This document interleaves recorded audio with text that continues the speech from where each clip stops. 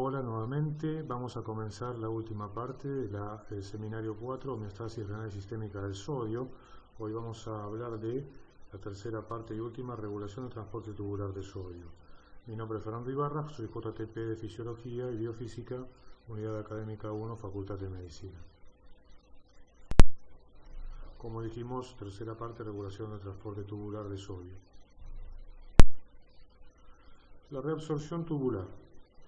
La regulación de la reabsorción tubular está íntimamente relacionada a la filtración glomerular. Primer concepto importante.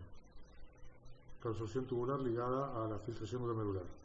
Y es esencial para mantener la composición y el volumen del compartimiento extracelular, cosa que ya vimos en clases anteriores, ¿cierto? En el túbulo proximal se reabsorbe el 67% o 70% de cloruro, sodio, potasio y agua que se filtra. Luego vamos a ver los mecanismos que regulan este balance. En el túbulo colector, cloruro, sodio, potasio y agua pueden regularse de una manera independiente y los mecanismos de regulación son esencialmente de origen humoral.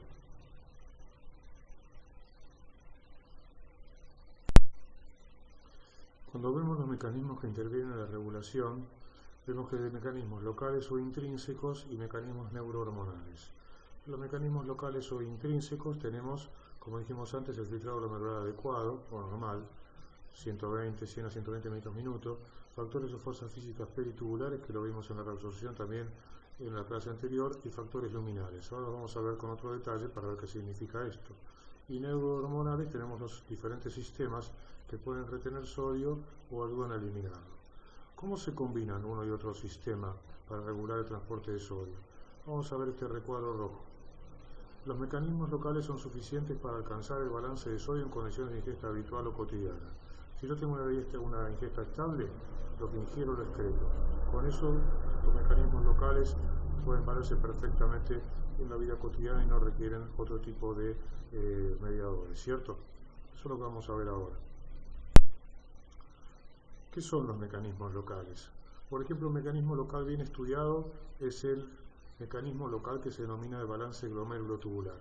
El balance glomérulo-tubular es la capacidad de los túbulos de aumentar o disminuir la reabsorción del sodio y del agua en respuesta a un incremento o disminución, respectivamente, de la carga tubular. Es decir, se maneja que si yo aumento la carga tubular, puedo reabsorber más, si la disminuyo, reabsorbo menos.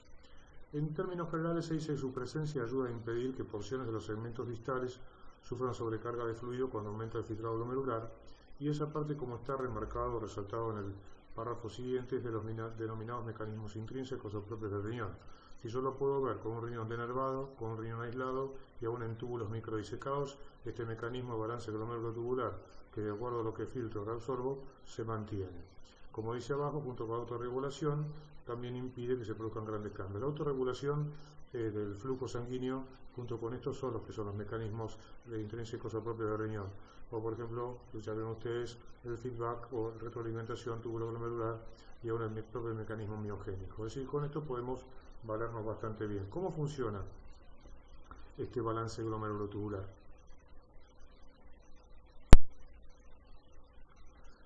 En este gráfico extraído del libro de redibujado del texto de Boron y Bulpaev, vamos a ver la reabsorción de sodio en el túbulo proximal en función de la carga filtrada de sodio, también denominada oferta tubular.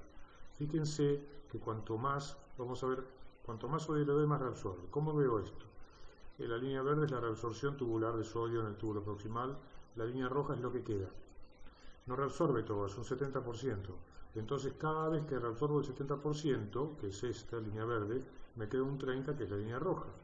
Si yo aumento la oferta tubular, filtro la cantidad que estoy filtrando por acá, reabsorbo 70%, dejo 30% para el asa de Henle, ¿correcto? Pero es en función a la reabsorción de la carga tubular de sodio y ven que es una relación prácticamente lineal. Vamos a ver una tabla que nos va a permitir identificar un poco mejor cómo es este fenómeno de la reabsorción tubular en función de la carga filtrada. Aquí hay que diferenciar dos cosas. Que alguna cosa es el porcentaje y otra cosa es la cantidad de carga más a la unidad de tiempo. Fíjense que porcentaje es siempre reabsorbo 70% y 30% queda. Pero ¿cómo es la carga? La carga puede cambiar. Si el filtrado glomerular es 100, la cantidad absorbida va a ser 70 mililitros minuto y la que llega a la asa de Henle es 30. Si yo en cambio filtro 50, que voy a reabsorber 35 y voy a llegar a la sala de Henle 15, pero siempre el porcentaje es 30 de reabsorción y 70, perdón, de reabsorción y 30 lo que llega a la sala de Henle. Es decir, acá se diferencia bien, el balance glomerulotubular es un fenómeno expresado porcentualmente como un 70%, pero las cargas son diferentes y, como dijimos antes, dependen del filtrado glomerular. ¿Correcto? Esto es muy importante por diferenciar una como la otra. ¿Cómo se ajusta este sistema como para que siempre, aún variando el filtrado glomerular de esta manera, pueda tener un 70% de reabsorción y el 30% quede y llegar a la sala de Henle? Esos son los que se denominan fenómenos de carga. ¿Qué es un fenómeno de carga, como hemos visto antes, o de carga tubular o oferta tubular? Depende de la cantidad de fluido y de solutos que le llega al túbulo. El fenómeno de carga se ve en todos los segmentos tubulares. Sin embargo, donde se estudió mejor ha sido en el túbulo proximal, pero también la sala de Henle y el túbulo distal lo presentan, ¿correcto? Y el colector también. Lo que pasa es que como el túbulo proximal es el más rico en cantidad de transportadores apicales y en extensión, muchas veces en trabajo de ATPasa, por cantidad y no por unidad de milímetros, entonces eso hace que se lo pueda estudiar mucho mejor. ¿Cuáles son los fenómenos? Miren, esto también extraído del libro de Boron. Recuerden que nosotros veíamos que en un filtrado glomerular normal, a la salida de la arteria eferente, la presión hidrostática peritubular bajaba y aumentaba la coloide-oncótica. Si yo aumento la fracción de filtración, recuerden, la fracción de filtración es igual al cociente entre el volumen de filtrado glomerular y flujo plasmático renal. Eso significa que al aumentar la fracción filtrada, aumenta relativamente el flujo, el volumen de filtrado glomerular, porque esté contraída la arteriola eferente, y post-arteriola eferente, la presión hidrostática cae un poco más todavía. Fíjense, comparada esta hidrostática con esta, pero la coloide oncótica aumenta más.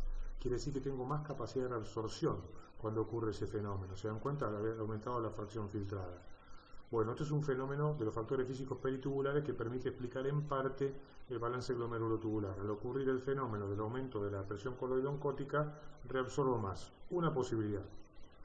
Esto fue la primera, la que comentamos recién, fue históricamente en el tiempo la que primero se estudió de los factores físicos peritubulares. Modernamente han aparecido estos otros fenómenos que pueden depender de la reabsorción de fluido, depende de la velocidad de perfusión.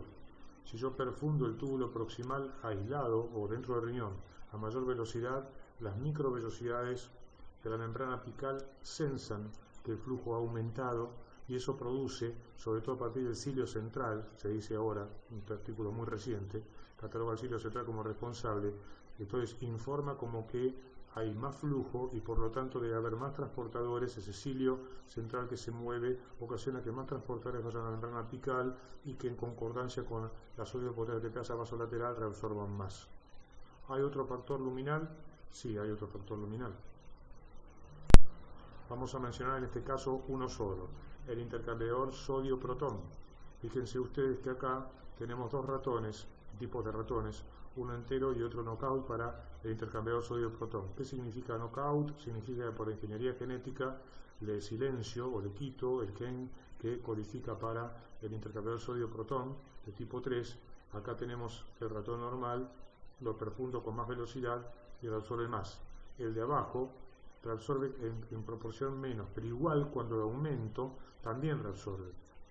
Quiere decir que aunque yo tengo todos los cilios presentes y las microvelocidades en estos ratones, necesito del intercambiador para que aumente, si no baja mucho. Quiere decir que acá tenemos también los fenómenos de los transportadores, ¿correcto? Si vemos esto como definición, diríamos que los factores luminales son los sensores apicales y la mayor o menor presencia de los transportadores luminales y su capacidad de transporte trabajando en serie con la bomba de sodio vasolateral. ¿Se dan cuenta?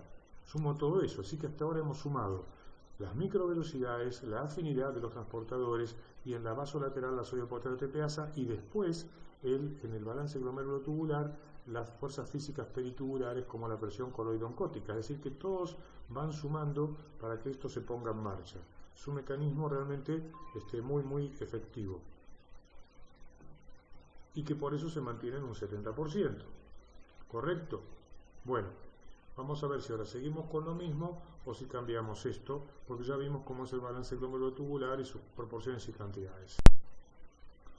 Bueno, vamos a ver ahora entonces la regulación neurohormonal de la reducción de sodio, es decir, acá ahora tenemos otros mecanismos que se ponen en juego, ¿cierto? Mecanismos neurohormonales. ¿Cómo funcionan estos mecanismos? Bueno, miren acá. ¿Cuándo se activan? Cuando la ingesta de sodio se desvía de lo habitual, O sea, es mayor o menor. Supónganse comemos 10 y pasamos a comer 200 milimoles por día. Las respuestas biológicas van a ver que describiremos se producen estrictamente con los cambios de sodio, las que vamos a ver hoy en esta clase. Pero los mecanismos también pueden ser activados, ya van a ver por otros estímulos. Vamos a ver acá y en volumen circulante efectivo también.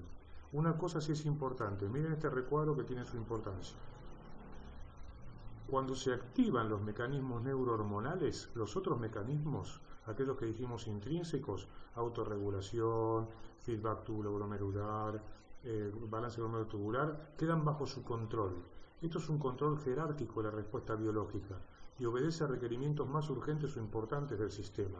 No es que los otros desaparecen, pero prácticamente quedan subsumidos bajo el control de la respuesta neurohormonal, que de esa respuesta, lo que el organismo sense que necesita, los otros quedan sometidos a esto. Recuerden siempre esto, hay escalas jerárquicas de respuesta. Esta es una de ellas. Este gráfico, que lo hemos visto otras veces, nos va a permitir introducirnos directamente en esta de regulación.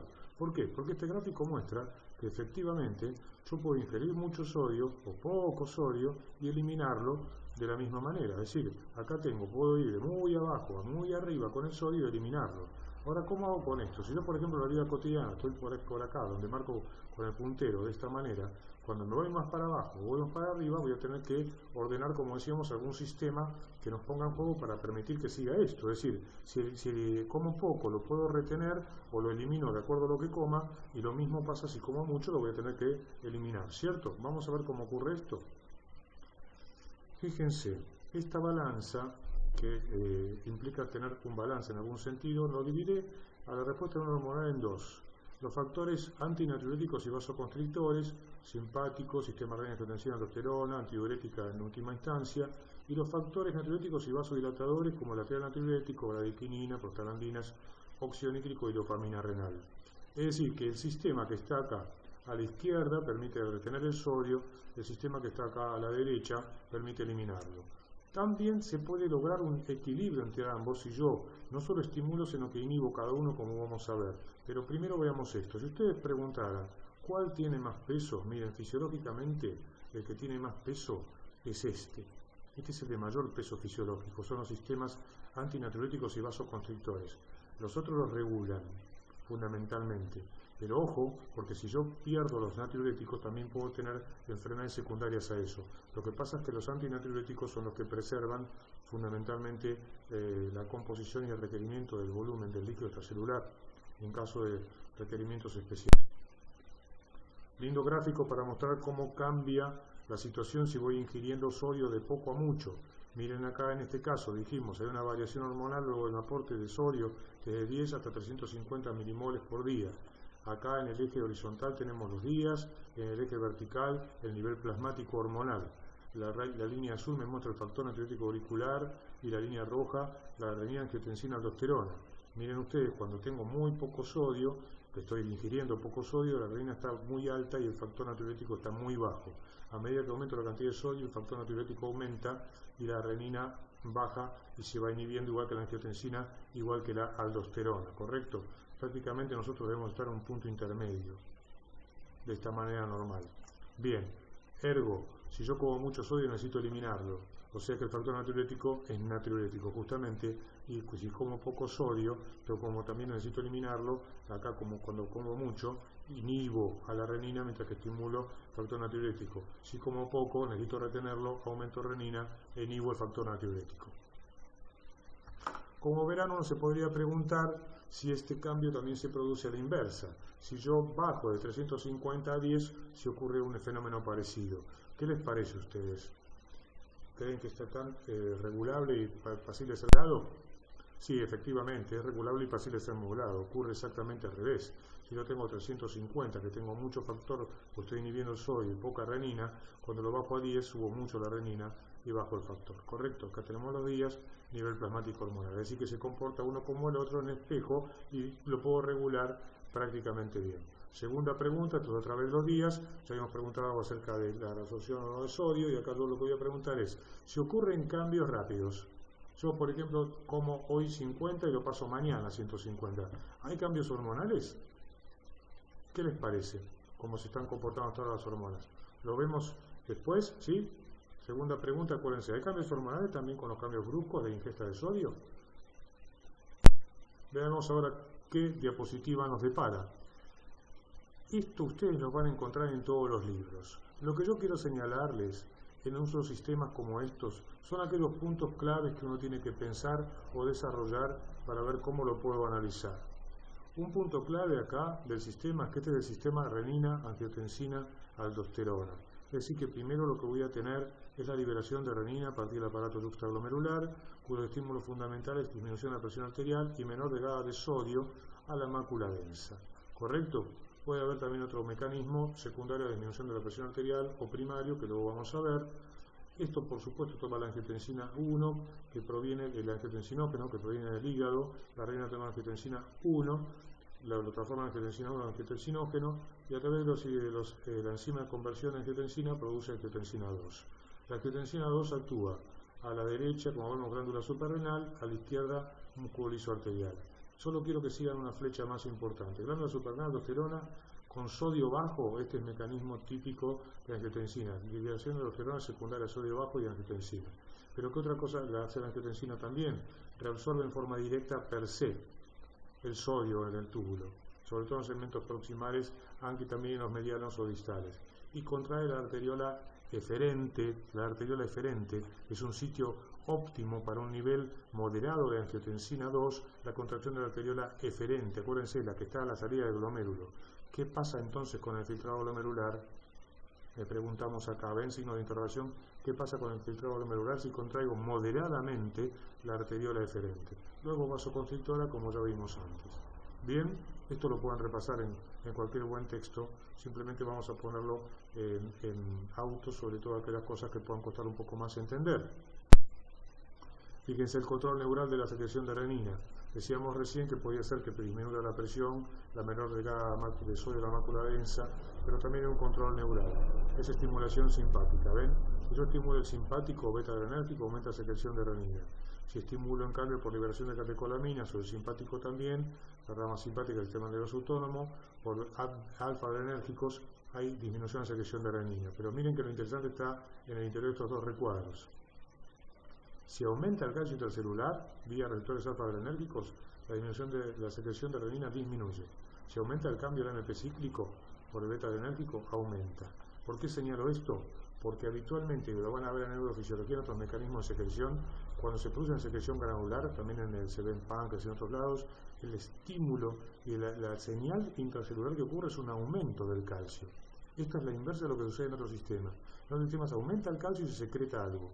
Acá, para que se secrete, aumenta el AMP cíclico y el calcio intracelular, en cambio, produce una inhibición de la secreción de renina, disminuye. ¿Vieron? Ya lo van a ver también en otra hormona vinculada al metabolismo del calcio. ¿Correcto? O sea, aumenta el calcio, baja la renina. Esto es así, diferente a otros sistemas. ¿Qué otra cosa podemos decir de esto? Que es interesante verlo. La aldosterona produce sus efectos sobre la absorción de sodio y excreción de potasio y hidrógeno, es decir, absorbe sodio y permite que se secreten potasio y protones luego de la mácula densa, ¿correcto? Más allá de la mácula densa, en los segmentos distales y colectores del nefrón. Por ello esos segmentos se llaman segmentos sensibles a la aldosterona, los distales y el nefrón. Los proximales no son sensibles a la aldosterona. Entonces ahí viene otra vez la pregunta, ¿por qué será que la mácula densa en adelante son sensibles a la aldosterona y en cambio los segmentos de grasa de Henle para atrás no son sensibles a la aldosterona? ¿Lo vemos al terminar? Lo vemos al terminar. Vamos a pasar a la vereda con ella. No, seguimos un poco más en la vereda en que la estábamos. Hablamos un poquito más entonces de angiotensina y sus múltiples efectos, como pueden ver acá. La angiotensina 2 mantiene, aumenta el líquido extracelular, resistencias periféricas aumentadas, gasto cardíaco aumentado.